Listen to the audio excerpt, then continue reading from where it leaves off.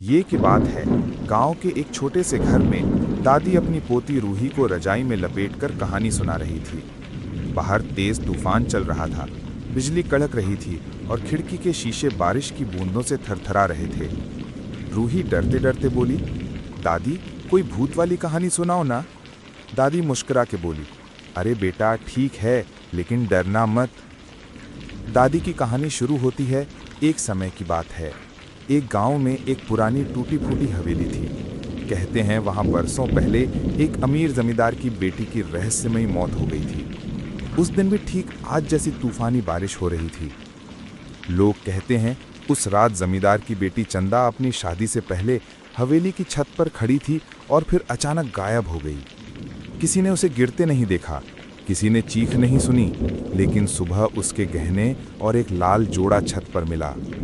तब से हर तूफानी रात को लोग कहते हैं कि हवेली में एक लड़की लाल साड़ी में घूमती है और जिसकी नज़र उससे मिल जाए वो सपनों में उसकी कहानी देखता है।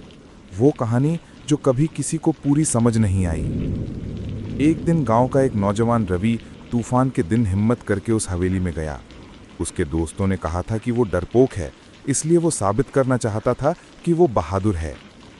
रवि जैसे ही हवेली में दाखिल हुआ, खिड़कियां अपने आप बंद होने लगीं। मोमबत्ती जलाने की कोशिश की, लेकिन हवा से बुझ गई। तभी ऊपर की सीढ़ियों से किसी के पैरों की चूड़ियों की आवाज आई, छन छन छन।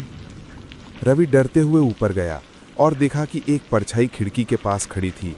हवा में उसके बाल उड़ रहे थे और लाल साड़ी लहरा रही थी। जैसे ही रवि ने उसकी आंखों में देखा, उसे नींद आ गई। जब अगली सुबह गांव वाले रवि को ढूंढते हुए हवेली पहुंचे तो वो छत पर बेसुध पड़ा था। उसके हाथ में एक पुराना लाल जोड़ा था, वही जो चंदा की आखिरी रात से गायब था। रूही कांपते हुए दादी से बोली, फिर रवि को क्या हुआ? दादी धीमी आवाज में बोली, रवि को तो होश आ गया, लेकिन आज भी जब कभी तेज बारिश और तूफान आता है वो छत की ओर देखने लगता है और बड़बड़ाता है, चंदा मैं आ गया, चंदा मैं आ गया। इतना कहकर दादी ने कहानी पूरी की। रूही की आंखें फैल गईं और उसने रजाई को मुंह तक खींच लिया। बाहर अब भी बारिश हो रही थी और दूर कहीं से जैसे चूड़ियों की आवाज आ रही थी, छन छन।